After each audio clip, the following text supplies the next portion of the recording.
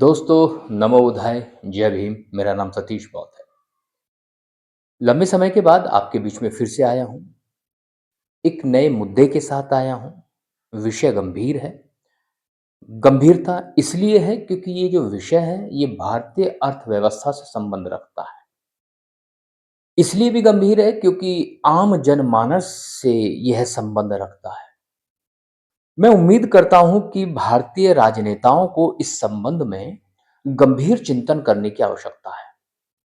परंतु भारतीय अर्थव्यवस्था को लेकर के राजनीतिक दलों में वो गंभीर चिंतन दिखता नहीं है। एक अर्थव्यवस्था है, उस अर्थव्यवस्था का नाम है प्लूटोनॉमी।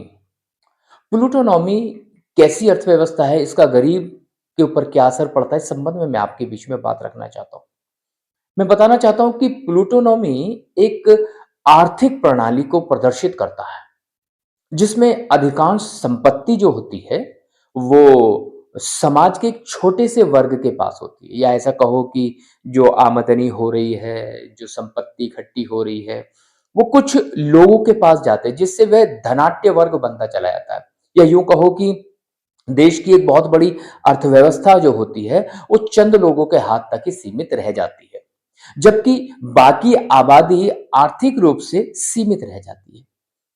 या ऐसे मैं कहूँ कि इनका जो उपयोग है मुख्य रूप से यह समझने के लिए किया जाता है कि किस प्रकार एक देश या समाज की अर्थव्यवस्था केवल अमीर लोगों द्वारा संचालित होती है और बहुसंख्यक जनता का आर्थिक विकास जो है वो सीमित रह जाता है।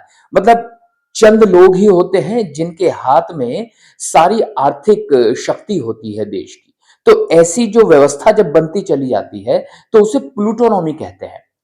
अब भारत में जो प्लूटोनॉमी है, उस संबंध में मैं ये कहना चाहूँगा कि भारत में आर्थिक असमानता की बात कर रहा हूँ मैं, बहुत ही तेज़ी से बढ़ रही है और देश की जो अर्थव्यवस्था है, वो प्लूटोनॉमी में जैसे कन्वर्ट हो चुकी है।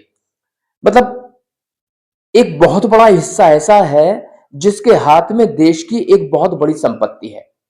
मैं यहाँ ये कहना चाहता हूँ, जो प्लूटोनॉमी है, उसका अर्थ एक ऐसी अर्थव्यवस्था से लगाया जाए जहां अधिकांश संपत्ति और धन संपदा और साधन या संसाधन समाज के एक छोटे से वर्ग, या यूं कहो कि एक बहुत धनाढ्य वर्ग है, उसी के पास रहती है। जबकि जो बाकी की आबादी है, उसकी जो आय है वो बड़ी ही सीमित रह जाती है और यहां तक कि वो तो संसाधनों के लिए संघर्ष करती हुई दिखाई देती है। भारत में यह प्रवृत्ति हाल ही के वर्षों में और ज्यादा बढ़ गई है। इससे स्पष्ट दिखता है कि भारत के कुछ चुनिंदा उद्योगपति हैं, जिनके पास देश की अधिकांश संपत्ति के ऊपर नियंत्रण है। मैं एक बात और कहना चाहता हूं कि यहां जो प्लूटोनॉमी है, अगर वो देश में आती है या बढ़ती है या एक हिस्से के पास अधिकांश संपत्ति हो जाती है, तो ऐसे में देश में, जनता में आर्थिक असमानता बहुत जबरदस्त तरीके से बढ़ जाती है।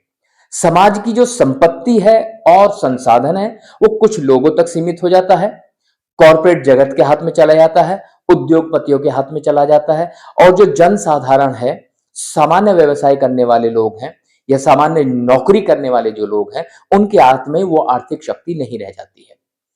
और मुझे ऐसा लगता है कि इसका उपभोक्ता बाजार पर सीधा असर पड़ता है।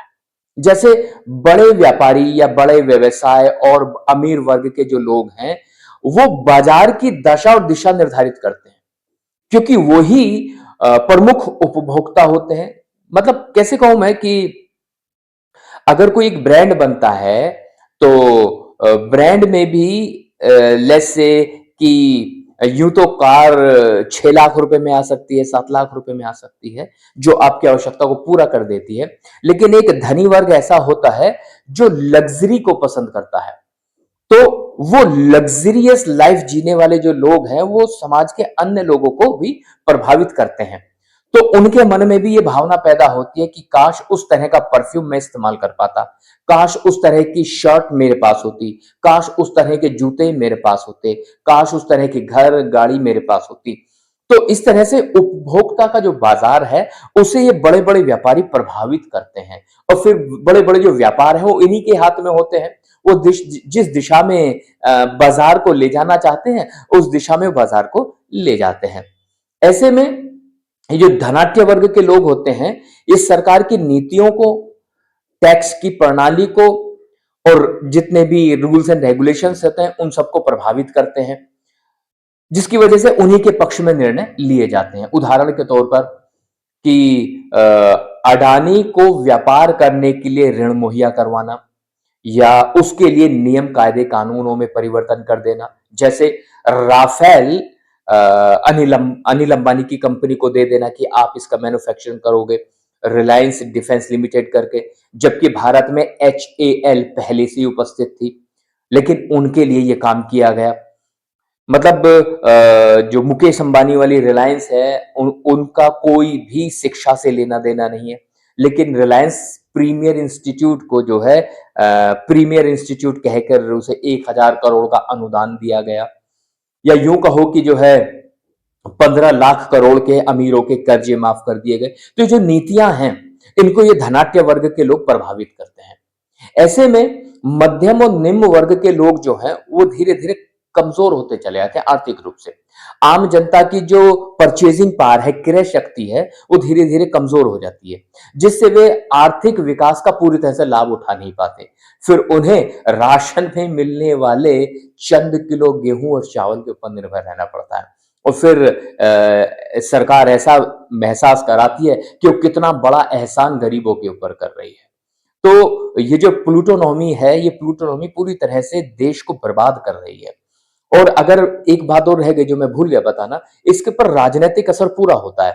अमीर वर्ग अपने धन का माध्यम से, वो जो धन उनके पास होते हैं, उनके माध्यम से राजनेताओं को अनुदान देते हैं, दान देते हैं, चंदा देते हैं, चुनाव को प्रभावित करवा करवा पाते हैं और जो नीति निर्माण होती है, उसमें वो मदद लेते हैं। ये ऐसा कहिए कि अडानी बीजेपी को धन देता है या अंबानी बीजेपी को धन देता है, फिर बाद में यह भी शर्त होती है कि जब वो इस बिजनेस को लॉन्च करेंगे तो उस बिजनेस के लिए लोन की व्यवस्था हो, या उस बिजनेस को लॉन्च करने के लिए नियम, कायदे, कानूनों में ये परिवर्तन होना चाहिए, या फिर उस बिजनेस को लॉन्च करने के लिए हमें जो है इस प्रकार के संसाधनों की आवश्यकता है या इंफ्रास्ट्रक्चर की आवश्यकता है, वो हमें प्रोवाइड कराइए। तो राजनीतिक दल उस बात पे मांडवाली कर लेते हैं और फिर वो उन उद्योगपतियों को लाभ पहुंचाते हैं। ऐसे में प्लूटोनॉमी का जो प्रभाव है वो गहरा होता चला जाता है। समाज में आर्थिक असमानता बढ़ जाती है। राजनीतिक निर्णयों पर केवल धनी वर्ग के लोगों का ही असर रहता है। शिक्षा, स्वास्थ्य और रोजगार के जो अवसर हैं, वो सीमित होते चले जाते हैं। मध्यम वर्ग और गरीब वर्ग की जो आर्थिक स्थिति है, वो और भी दयनीय और खराब होती चली जाती है। मैं तो यहाँ ये भी उदाहरण देना चाहूंगा कि ऑक्सफैम करके एक रिपोर्ट आई थी, उसमें बताया गया कि भारत के 1% जो अमीर हैं, मैं कह रहा हूं ऑक्सफैम की रिपोर्ट आई थी, उसमें लिखा था कि भारत के जो 1% अमीर लोग हैं, उनके पास भारत की कुल संपत्ति का 40% से भी ज्यादा हिस्सा है, जबकि 50% गरीब आबादी के लोग ऐसे हैं जिनके पास केवल 3% संपत्ति है। तो आप समझ सकते हैं कि भारत भारत में प्लूटोनॉमी ने अपने कदम जमा दिए हैं। इससे यह स्पष्ट रूप से दिखाई देता है कि कैसे धन कुछ ही लोगों के हाथों में सीमित हो गया है, जिससे देश में प्लूटोनॉमी पूरी तरह से व्याप्त हो चुकी है। उदाहरण के तौर पे बताना चाहूंगा कि भारत में अडानी, अंबानी, टाटा, बिरला जैसे जो बड़े-बड़े उद्योगपति हैं, उनका भारतीय अर्थव्यवस्था और नीतियों पर सीधा प्रत्यक्ष प्रभाव है। ये कॉर्पोरेट समूह बैंकिंग में, टेलीकॉम में, ऊर्जा में, रिटेल में, इंफ्रास्ट्रक्चर जैसे जो महत्वपूर्ण क्षेत्र हैं, उनमें अपना नियंत्रण रखते हैं, जिससे बाजार में प्रतिस्पर्धा घट जाती है और छोटे व्यापारियों को अवसर जो मिलते हैं, वो कम हो जाते हैं। ऐसे में भारत में आर्थिक असमानता लगातार बढ़ रही है, वो हम सब देख पा रहे हैं। कुछ उद्योगपतियों के पास संपत्ति केंद्रित हो गई, वो भी हम देख पा रहे हैं।